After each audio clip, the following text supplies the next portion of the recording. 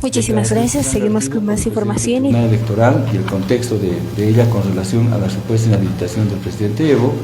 Y una segunda parte va a versar sobre el tema de atención legal a los detenidos que hemos tenido desde Parotani hasta ahora. Por consecuencia, los compañeros se van a expresar en ese sentido. Primero, doctor Cecilia, le voy a pedir, por favor.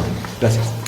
Muchas gracias. Muy buenos días a todos y todas. En principio, nosotros como equipo jurídico y el Movimiento al Socialismo nos mantenemos firmes en la convicción de que el compañero Evo Morales, el hermano Evo Morales, está totalmente habilitado para las próximas elecciones del 2025-2030. Hemos escuchado declaraciones del presidente del Tribunal Supremo Electoral que ha dicho que va a dar cumplimiento a la sentencia constitucional 1010 del 2023. Bueno, aclarar nuevamente, reiterar a la población que la sentencia 1010 del 2023 es una sentencia que no toca en el fondo nada que tenga que ver con las elecciones presidenciales. Esa sentencia tiene como objeto establecer el principio y el derecho a la libre expresión de un ciudadano en las elecciones judiciales, en la preselección de elecciones judiciales que se estaba llevando adelante en la Asamblea Legislativa. Ese es el objeto de esa sentencia 1010 y bajo ninguna circunstancia la sentencia 1010 ha modificado la Constitución Política del Estado o ha modificado el régimen de elección de presidentes y de otras autoridades en nuestro país. Eso tiene que quedar totalmente claro. Asimismo, nos ratificamos en la misma línea del Tribunal Supremo Electoral que ha dicho que que cualquier otra vulneración a la Constitución Política del Estado mediante resoluciones, como es el caso del auto constitucional 083-2024, que se ha emitido por una sala constitucional, por los magistrados Hurtado y Espada, es totalmente inconstitucional, está fuera de los parámetros constitucionales, está fuera del procedimiento constitucional. Se ha utilizado el instituto jurídico de la aclaración, enmienda y complementación, que solo y únicamente se puede aplicar 48 horas después de emitida una sentencia constitucional, y este no es el caso. Ha pasado casi un año y están haciendo valer este instituto jurídico, vulnerando todo el procedimiento constitucional. Además, pretendiendo modificar el fondo de un fallo, que es la sentencia 1010, y modificando el objeto de ese fallo. Es así que es totalmente ilegal, inconstitucional, al igual que esta suspensión de las elecciones judiciales que están intentando hacer y que el Tribunal Electoral lo ha dicho con mucha claridad y además con toda la fuerza política que no se va a acatar. Bueno, de la misma forma se tiene que tratar este auto constitucional, porque no tiene un solo fundamento jurídico, uno solo, nacional o internacional, que pueda llegar a las conclusiones que ha llegado o a las conclusiones que ha llegado ese auto constitucional. Asimismo, y por último, aclarar a la población, a la comunidad nacional e internacional, que están cometiendo delitos. Estos dos magistrados están cometiendo delitos al fallar más allá de lo que dice la Constitución o en contra de lo que dicen las leyes y la Constitución Política del Estado. En principio porque están mintiendo al hacer una interpretación errónea, malintencionada de una opinión consultiva emitida por la Corte Interamericana de Derechos Humanos. Voy a leer muy rápidamente y textualmente para que no quepa duda qué es lo que dice la opinión consultiva 028, la que ha limitado la reelección indefinida a nivel de todo el sistema interamericano. Dice textual, el párrafo 39 dice, ¿qué es la presidencia indefinida? Es la permanencia en el cargo de la persona que ejerza la presidencia de la República por más de 2 periodos consecutivos de duración razonable, por más de 2 periodos consecutivos. Aquí no hay nada de diferidos, no hay de discontinuidad. Eso es para efectos de la opinión consultiva lo que significa la reelección presidencial indefinida. Al respecto, la Corte advierte que la solicitud planteada por Colombia solo, textual compañeros, por favor, dice la opinión consultiva, solo se refiere a la reelección presidencial indefinida y no en general a la figura de reelección presidencial. Textualmente. Entonces, ¿qué está diciendo? Solo se refiere a la reelección presidencial indefinida cuando se tratan de elecciones continuas, más de 2 elecciones consecutivas. Aquí no habla para nada del tema de discontinuidad. Por tanto, la opinión consultiva está siendo mal interpretada por ese auto constitucional. Entonces nos ratificamos plenamente de que Evo Morales está totalmente habilitado. Compañero, complemento. Sí, vamos. En la vía de la complementación, queridos compañeros de la prensa, pero sobre todo a toda la población boliviana, es muy importante que entiendan la reflexión y las palabras del señor Óscar Jacintoifer, la cual nosotros la saludamos. El señor Jacintoifer, ante esta aberración jurídica, ante esta clara violación de la ley, ha señalado 2 elementos fundamentales. Que en primer lugar no puede convalidarse o surtir efecto jurídico esta resolución, este auto constitucional, porque está emanada por un tribunal constitucional plurinacional, y lo dijo de manera textual, que ya no goza de la legitimidad. Por lo cual, acto seguido, ha convocado a la sociedad boliviana, ha hecho un llamado a frenar el exceso del Tribunal Constitucional Plurinacional. Y la saludamos, porque es precisamente lo que nosotros le habríamos manifestado hace más de un año. Nosotros hemos indicado que este llamado acto de exceso ilegal es producto de su naturaleza autoprorrogable, es decir, ilegítima.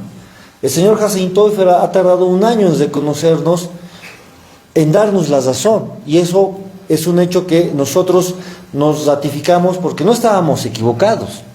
Y en esa lógica, compañeros de la prensa, hay que dejar en claro que ustedes están observando y estamos en un escenario jurídico-político de total desorden institucional, de un desafasaje institucional promovido por el Tribunal Constitucional Plurinacional. Pero este desorden jurídico institucional genera un hecho incuestionable, es decir, la concurrencia del artículo 122 de la Constitución Política del Estado.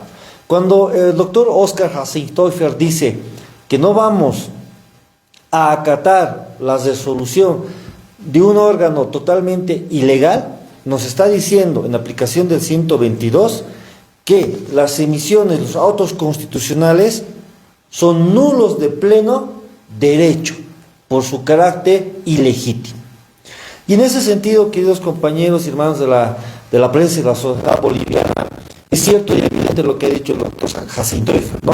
Hay un exceso y hacemos un llamado, porque evidentemente el gobierno nacional, lamentablemente, en su estrategia política, ha cooptado los órganos del Estado para satisfacer necesidades personalísimas y políticas. Es decir, ha roto la seguridad jurídica, pero sobre todo la independencia de los órganos del Estado. Ha provocado naturalmente este desorden institucional.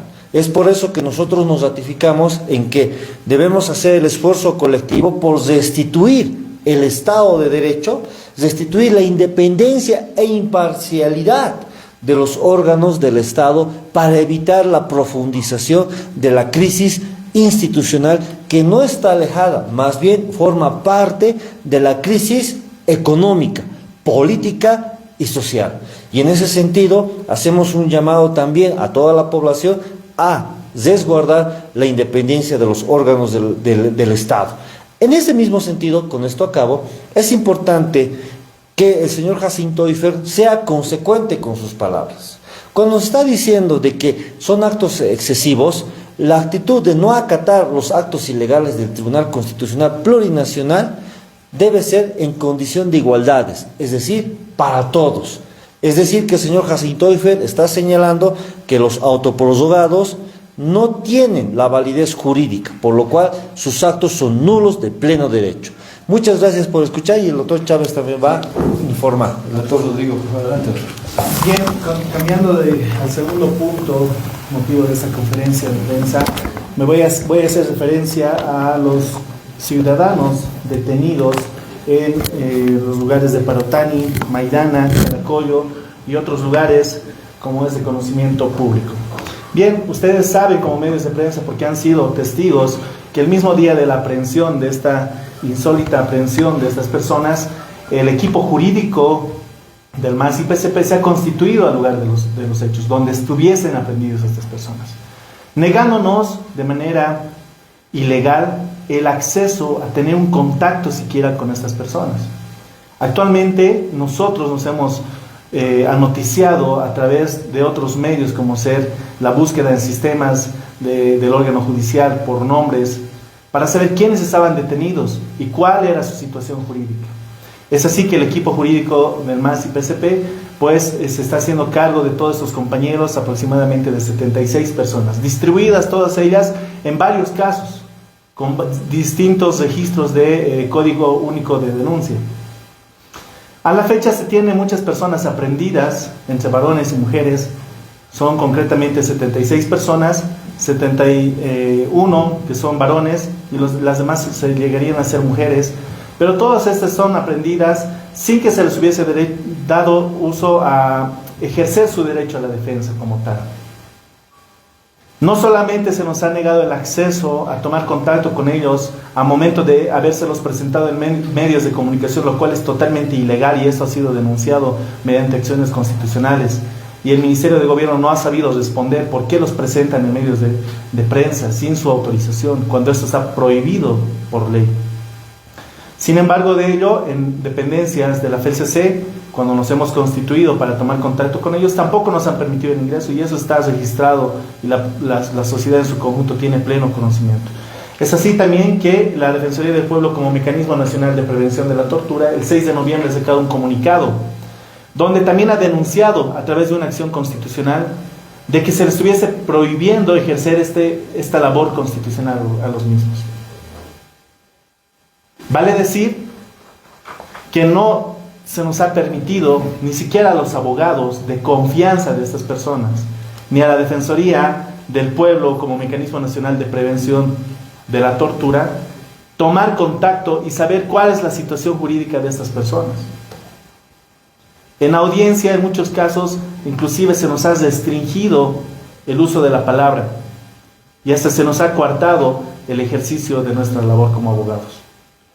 Pero quiero sentar claro que el equipo jurídico está haciéndose cargo de cada uno de estos compañeros quienes están ilegalmente aprehendidos por distintos tipos penales. Gracias. Bien, para cerrar tenemos que indicar en el punto del que acaba de hablar el doctor que hemos conocido una carta de 5 personas que no hemos identificado como personas patrocinadas por el equipo jurídico. Por tanto, desconocemos a esta carta que nos parece totalmente apócrifa de paso y que ataca políticamente al hermano Evo Morales como si supuestamente hubiera abandonado a alguien. Eso es falso. Esperamos que hemos cobijado y hemos atendido a todos los compañeros que hemos podido atender en los límites que ha expresado el doctor Rodrigo Tola. De mi parte, yo tengo que indicar simplemente que, ratificando y cerrando la conferencia de prensa, que Evo está plenamente habilitado para desinformación que se da por parte de los medios masivos.